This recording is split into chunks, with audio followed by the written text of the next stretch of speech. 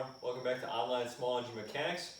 I'm Cole, and today I'm going to be going over my chainsaw collection so far and other vintage equipment that I either have or have gotten in the past and sold to other people. I don't have a ton, but I'd like to share with you what I have collected, what I've done, and what I've came across, which I think what I've came across is pretty cool. I'll let you guys decide that for yourself. And at the end of the video, I'd love to hear your thoughts on what I have, and also if you have anything cool, like a rare chainsaw. That's what I'm going to be going over. I got 5 chainsaws here, 2 of which are common, 3 of which you don't see every day. So go ahead and comment if you have a rare mower, tractor, chainsaw, whatever you have. Let me know what you have. I'd be very interested. And you can even email me or direct message me through Instagram, Online Small Engine Mechanics, or my email, onlinesmallenginemechanics@gmail.com. So with that said, let's get right into the video. I'm going to be addressing each chainsaw, and then we'll move on to the other a couple of pieces of equipment that I have from there. So we're going to start with these 2 on the end, and then we'll move to these 2 on this side, and then we'll save this guy for the end. So this is my main chainsaw that I use, the Stihl MS 250 with the 18-inch bar. It's not a professional chainsaw, it's just kind of like a homeowner kind of chainsaw. I paid 20 bucks for this chainsaw. Customer brought it in, and I got it running, and I asked him if he was going to use this. He said, I'm only going to cut a couple trees with it, and then I don't really have a use for it. So I offered to buy it from him, and he asked me if I would like to pay 20 bucks for it. So I said absolutely, and I got it from him, and it runs like a champ. Came with 2 chains, and yeah, I love this saw. Put that on the ground, and I got the chain protector for it. Chain guard. This is the first chainsaw that I ever had. The Craftsman 14-inch bar, 34cc chainsaw, runs on 40-to-1 mix, and this is like a residential homeowner saw. But I got this saw probably about 3 or 4 years ago. It's a nice saw, runs good. It's got a powerful engine for a homeowner saw. So I like it. It works good when I do use it. It does have a little bit of a fuel leak from the gas cap, but other than that, good saw. I like it a lot. On the end here is my McCulloch Timber Bear chainsaw. And right now this does not run. I've had it running before, but it will not rev up. So I'm working on trying to adjust the carburetor to get it to run properly. This is a very nice saw though. It's got the 20-inch bar on it. It's a 40-to-1 mix, and this saw, I don't know when the saw was first made, but I know that they stopped making these in the year 1999. And this saw is a manual oiler, and it has a Walbro carburetor in it. I should have mentioned these ones too. This one has the Craftsman has a Walbro, and the Stihl has a Zama carburetor. And then this saw does have electronic ignition, if anybody was wondering. Yeah, I was told it ran when I got it, and I got the saw for free. So hopefully we can get that working, and I'd love to try to use this saw. I also forgot to mention, I got the Craftsman saw for $40 about 3 or 4 years ago, like I was saying. Next one is this Homelite VI in Roman numerals. If you didn't know, that stands for 6. Homelite 6 Super 2, as I call it. It's an automatic oiler, and this saw was first made in 1979. I believe they stopped making it in 1985, I believe. This saw was made in 1980. I have the original manual for it. along with the carrying case. I picked this up at a garage sale for 10 bucks, and it runs great. I believe the saw was designed for in the tree use because it's very, very lightweight. But it is a nice saw. I like it. It's a flywheel magnet magneto. Yes, as you guys probably noticed, I do have to fix the recoil. Probably just need some lubricant because it is sticking out quite a bit. I have the saw winterized right now. It does run on 32:1. I don't usually mix 32:1. I mix 40:1, just use that instead. But it works good. And this one has a Tillotson carburetor in it. Those were made, they still make those, but they're more common on the older saws. All right, moving into the final saw that I have in my collection is the very, very large, not light at all, Homelite 530M.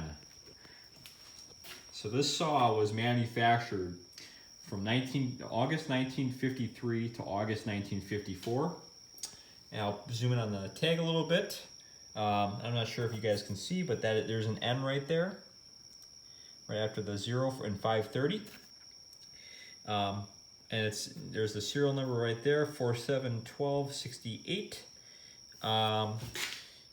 Mixed thoroughly 3/4 of a pint, which is 12 US ounces, with SAE 30 motor oil, with each gallon of gas before pouring into the tank. So you have to mix this with engine oil like you put in a lawnmower. I like this saw and it does run. I will show a clip after I'm done explaining its features of it running. I did winterize this saw too. This saw right now has a 18-inch bar on it, and you can put anywhere from an 18-inch bar to a 60-inch bar, which is 5 feet. So that's pretty cool. A couple other cool features of this saw. It has a wire for the recoil, not a rope like the other Homelite or the other chainsaws that I have. This is like a wire, like you'd find like a zip line or something like that. So that's very high quality, and I wish they still made saws like this. There's your gas, and there's your chain oil, and then this button right here, that's to pump your chain oil. And there's your choke right there. And then it's got a fuel shutoff, which I've never seen on a saw before. It does have points and condenser, and it's still got very good spark for a 68-year-old saw. This is the throttle. I didn't really know that at the time when I first got the saw. I thought it was like a safety, kind of like this, because that's not your throttle. This is down here. Okay. So I didn't know what that was at the time, but then I looked on the side, and it's hard to see, but that's what moves the throttle plate on the carburetor. So we know that's our throttle. Another cool feature about this is it's got brass oil lines and brass fuel lines. So you never have to worry about the fuel lines corroding and getting bad unless you leave ethanol in the brass fuel lines, and then that's bad news, unfortunately. This saw is a 5.5 horsepower, which is huge for a chainsaw. I mean, my Craftsman down here is not even 1 horsepower, and this is 5.5. And a 5.5 horsepower is like the size of like a basic lawnmower engine or a snowblower engine. So try sticking this engine on a snowblower or a lawnmower. This chainsaw is belt driven.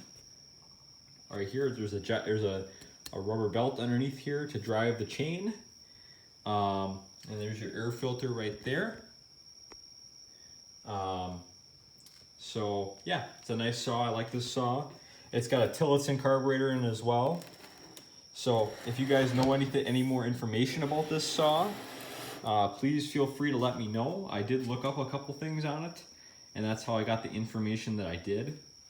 And this thing has I forgot to mention, this thing has a top running RPM of 4,000 RPMs which is incredibly slow compared to, say, my Stihl MS250, which runs at about 18,000 RPMs.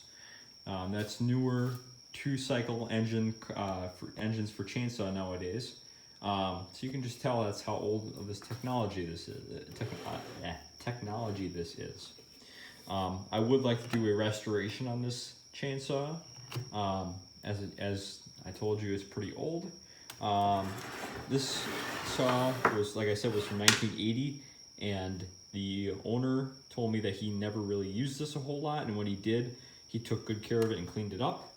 Not saying that the previous owner did not take care of the saw, it's just seen a lot of use. And this is a logging chainsaw. So that's all my chainsaws. Now I'm going to be getting into the one riding lawnmower that I had and a restoration project of an old reeling lawnmower that I have and I'm currently working on. Oh, I'll put up the video of the Homelite 530N running too. Alright, so I'm going to be showing you guys pictures of the current restoration project that I have, which is a 1952 Craftsman. It's called a Craftsman 18 gas-powered reeling lawnmower. It's a 6-blade. I'm currently in the process of rebuilding the engine right now. So I'll show you guys pictures of where I'm at with the rebuild of the engine, and I'll show you what the lawnmower first looked like before I ripped apart the engine and all that. And then also I'm going to be showing you guys some pictures of my lawn tractor that I had last year. I sold it, but I loved it very much when I had it. I wish I could have held on to it.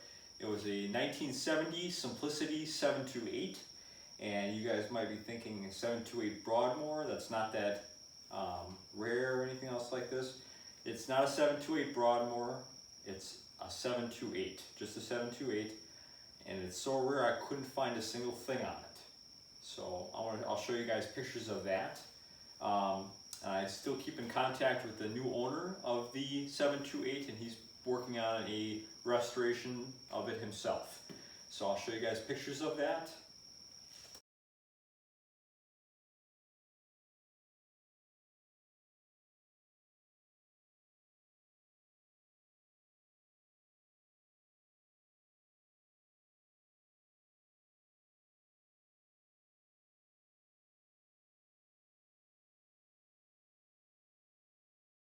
So that's what I had, the Simplicity 728 I put first.